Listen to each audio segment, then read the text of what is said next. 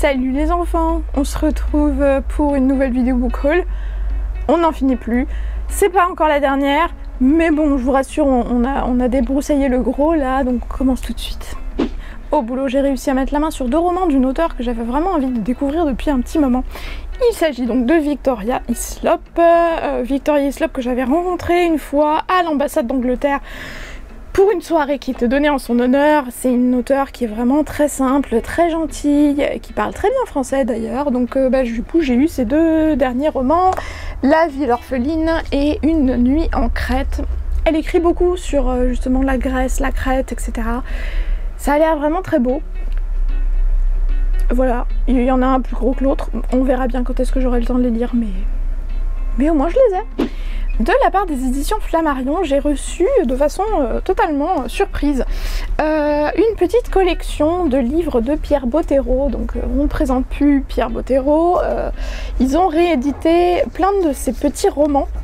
Donc dans cette petite collection très particulière, donc avec à chaque fois un petit objet en couverture. Donc je pense que c'est une très bonne idée pour essayer de refaire découvrir son œuvre. Donc on verra bien également.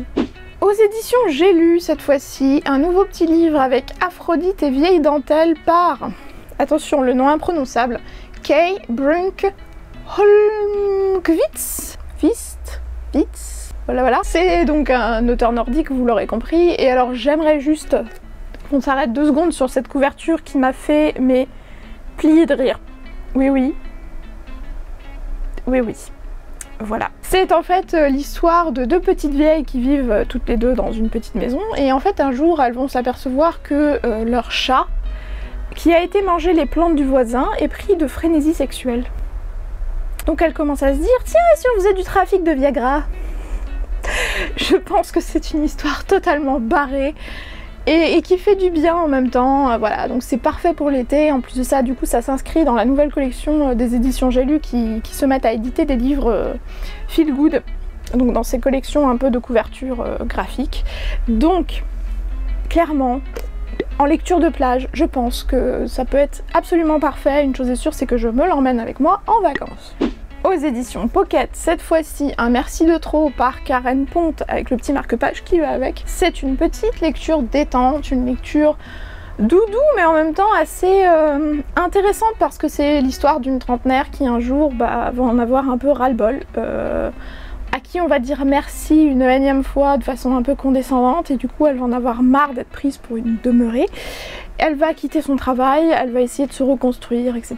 Donc c'est très court, ce sera lu vite. Et donc j'ai hâte de pouvoir découvrir La plume de Karen que j'ai pu rencontrer il y a quelques semaines pour le lancement de son second bouquin et j'y viens tout de suite. Et donc le second bouquin de Karen Ponte qui est paru chez Michel Lafon et qui s'intitule Tu as promis que tu vivrais pour moi. C'est l'histoire de 2 amies, l'une des 2 va mourir et l'autre en fait va découvrir des lettres que son amie du coup décédée lui a écrites pour lui donner une liste de choses à faire dans sa propre vie pour changer sa vie, parce que son amie se rendait compte que cette fille en fait ne vivait pas son existence comme elle aurait aimé la vivre, qu'elle n'avait pas osé faire certaines choses et donc de façon posthume elle va essayer de lui donner des conseils de vie pour qu'elle soit plus heureuse. Donc je pense que ça peut être une très belle lecture également. Il est un peu plus épais celui-là, il fait un peu plus de 300 pages, donc voilà. Il faut que je le lise très bientôt, donc je vous en reparlerai très vite. Des éditions Milan, cette fois-ci j'ai reçu le 2e tome de Sex of Crows de Leigh Bardugo, donc qui s'intitule cette fois-ci La cité corrompue. Il est largement temps que je me mette enfin à cette saga, je pense que je vais me faire un gros marathon. Le tome 2 est quand même sacrément énorme puisqu'il fait plus de 600 pages. Les couvertures sont toujours aussi magnifiques. Let's go!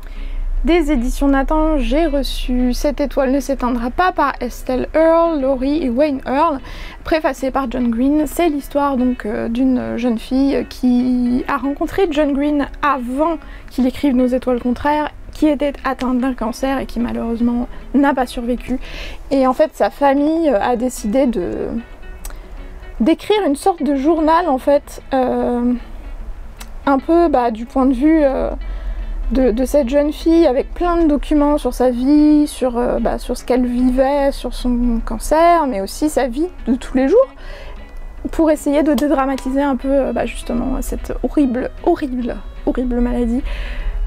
En plus de ça, du coup, le bouquin, 1 € est reversé à l'association Imagine for Margot, donc pour les enfants qui vivent avec le cancer. Je pense que c'est un bouquin qui va être dur à lire, mais qui, voilà, c'est important. Et vous faites une bonne action quand vous l'achetez.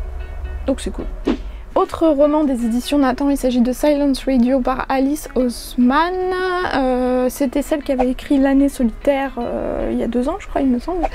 Donc c'est l'histoire d'une jeune fille qui s'appelle Frances, qui a l'objectif d'entrer à Cambridge après le bac et qui la nuit écoute des mystérieux podcasts sur internet, il me semble, par un mystérieux Silence Radio. Donc voilà. On verra bien, je saurais pas trop quoi vous dire sur ce bouquin, mais on verra bien. Toujours des éditions Nathan, j'ai reçu le dernier Cathy Cassidy qui s'intitule Rose givrée. Donc c'est le nouveau roman, pas du tout des filles au chocolat, là pour le coup c'est un roman indépendant. Voilà, je sais pas trop quoi vous dire à propos de ce bouquin parce que comme d'habitude avec Cathy Cassidy, il n'y a pas vraiment de résumé, on verra bien. Des éditions Gallimard, j'ai reçu de façon assez surprenante le tome 2 des Mystères de la Ripsem par Lucie Pierrat Pajot. J'ai pas lu le tome 1, je sais que c'est du steampunk donc je ne sais pas trop si c'est vraiment pour moi, mais ma foi, si j'arrive à mettre la main sur le tome 1, on verra bien. Et pour finir, un bouquin des éditions Magnard qui s'intitule Titania 3.0 par Pauline Pucciano. C'est un thriller psychologique, d'après ce que j'ai compris, qui se passe vraiment dans très longtemps, puisque ça se passe au 22e siècle à Paris, où les gens ont l'habitude de faire du trafic d'organes, de modifier leur corps en fait pour pouvoir vivre de façon plus parfaite, plus longtemps, etc. Et où une jeune fille va devenir littéralement une star des réseaux sociaux parce qu'elle est tellement modifiée que voilà, elle devient irréelle et totalement... Enfin, c'est plus un être humain, quoi. Bref. Donc cette espèce de culte de la personne, de l'image parfaite, du contrôle de soi qui est raconté dans ce roman. Donc on verra bien ce que ça donne. Apparemment, voilà, c'est une société très particulière qui fait fortune apparemment sur justement le trafic d'organes, sur des corps, etc. Donc bon, voilà. J'espère que ce sera une très belle lecture. Et voilà, j'espère que vous avez apprécié les différents livres que je vous ai présentés. Dites-moi en commentaire si vous en avez lu quelques-uns depuis le temps qu'ils sont sortis. Je pense qu'à mon avis, il y a moyen. Ce que vous en avez pensé, etc. Moi, j'espère comme d'habitude que vous faites de très belles lectures, que vous passez un très bel été. Je vous fais plein de gros bisous et je vous dis à bientôt. Salut!